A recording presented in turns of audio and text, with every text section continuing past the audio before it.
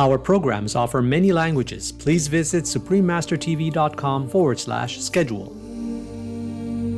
The highest desire of man, or spiritual love, is the inner urge to experience cosmic harmony or the divine beauty of nature. Such ecstasy satisfies the soul.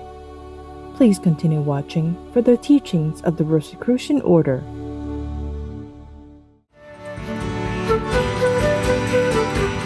Beni Benius, precious viewers. Beni Benius translates to welcome in the Campidanese dialect of the Sardinian language. I'm Aurora.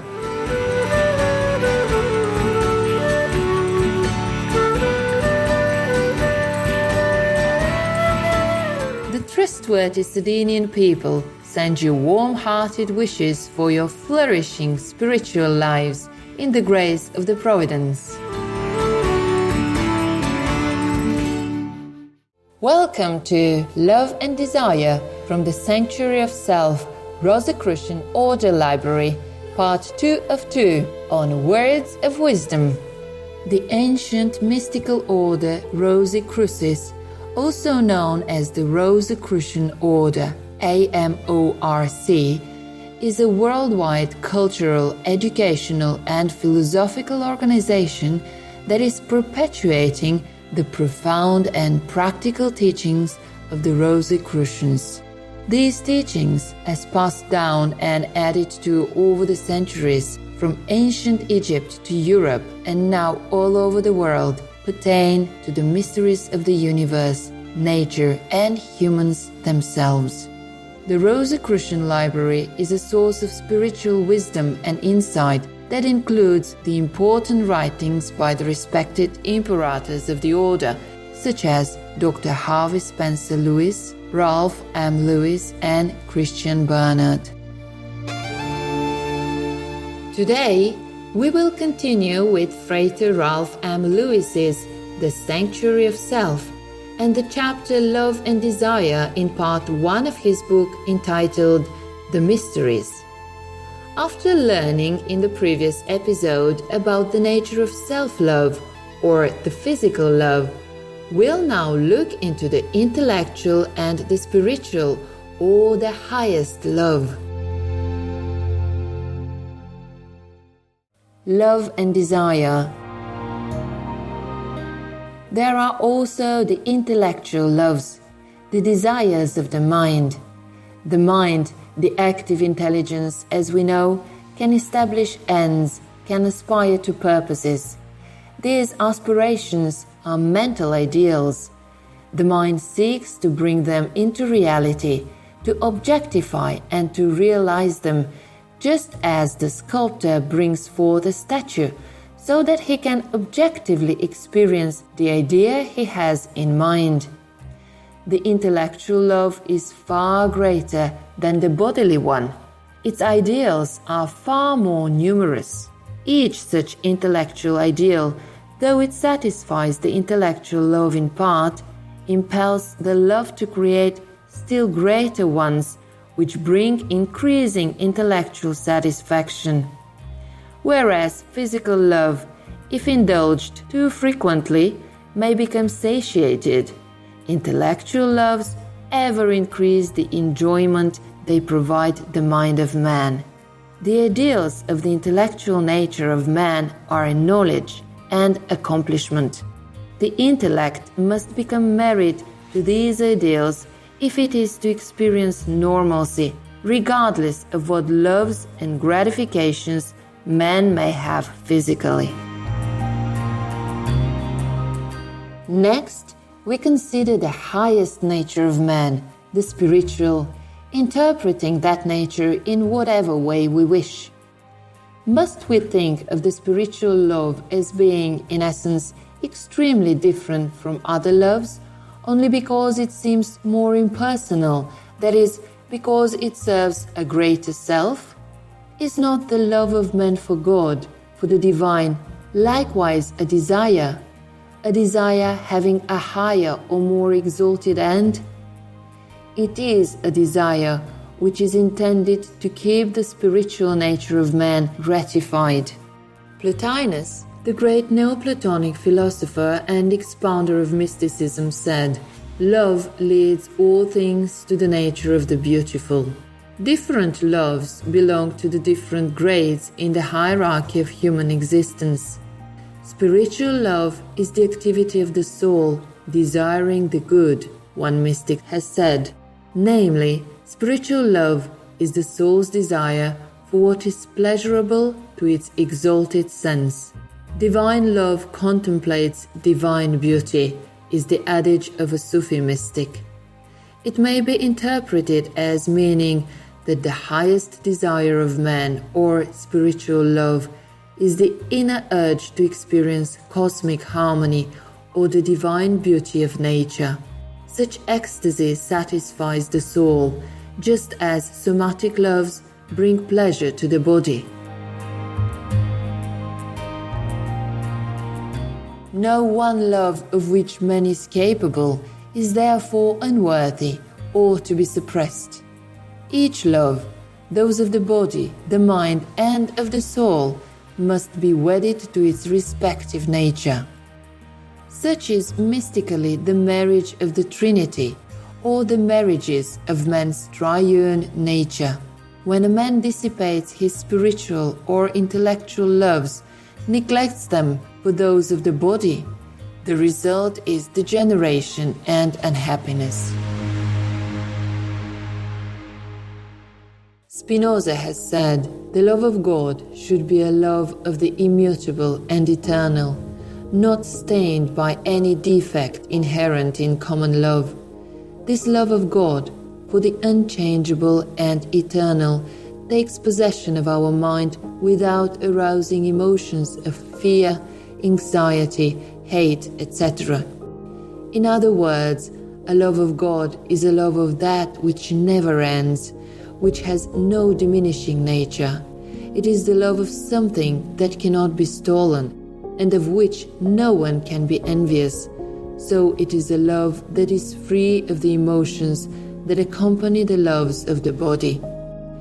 This intellectual love of the mind toward God is the very love of God with which God loves Himself. This intellectual love of the mind toward God is a part of the infinite love with which God loves Himself. In this, we see that God's love is manifested in man's soul, as man's desire to love God, to understand Him, and to be absorbed into His nature. It is like a rubber band stretched between 2 points. Each point or each end of the band seeks to return to the center, the more that the other is pulled away. A Sufi mystic, Halaj, has said, "Before creation, God loved Himself in absolute unity.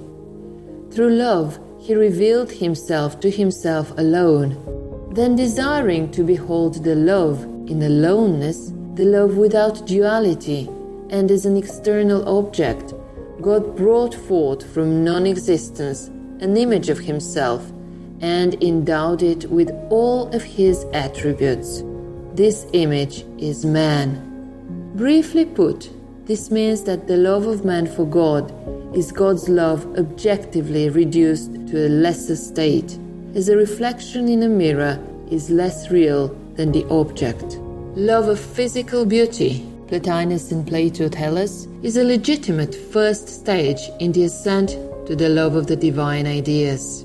The body must love that which it conceives as beautiful, its ideals, so that its nature may be happily wedded and become healthy and normal. When this is accomplished, love of the intellectual beauty or knowledge is the next and second step in the ascent.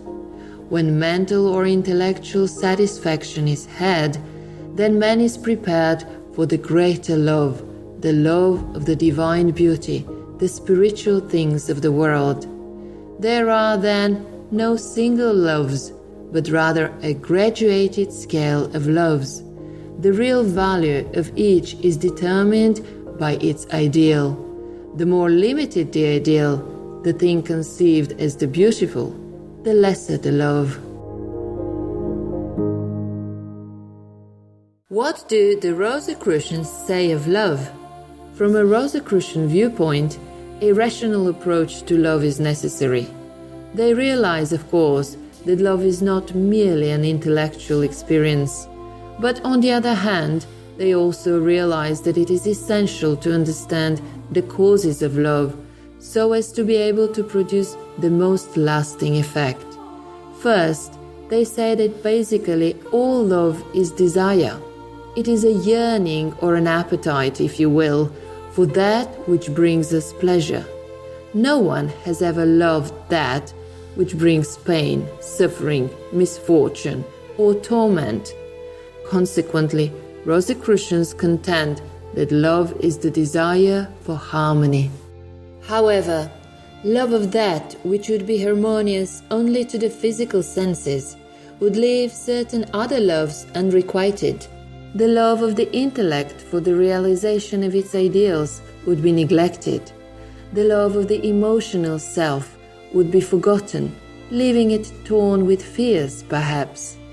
The love of the spiritual self to express its sentiments psychically would also be submerged if we were to concentrate on a love which brings harmony to the physical senses alone.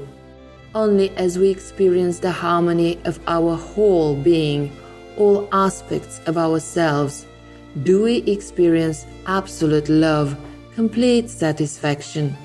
This absolute love is found in the health of the body and in its desire to maintain itself.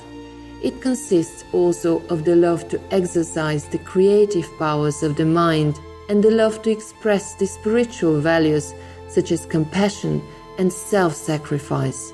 The unity of these three loves then results in that great Rosicrucian ideal, peace profound. Faithful viewers, we thank you for your kind presence for today's Words of Wisdom entitled Love and Desire from the Sanctuary of Self, Rosicrucian Order Library, Part 2 of 2. Coming up next is Dr. Juan Kong, vegan, musician with a heart of gold, Part 2 of 2, right after noteworthy news. Please stay tuned to Supreme Master Television for more constructive programming. May your days be radiant and peaceful, filled with divine love and purity. Our programs offer many languages. Please visit suprememastertv.com/schedule and suprememastertv.com/WOW. Nos programmes offrent plusieurs langues. Veuillez visiter suprememastertv.com/schedule et suprememastertv.com/WOW. Nuestros programas ofrecen varios idiomas. Visiten suprememastertv.com/schedule y suprememastertv.com/WOW. Programele noastre oferă multe limbi. Vă puteți uita pe suprememastertv.com/schedule și suprememastertv.com/WOW.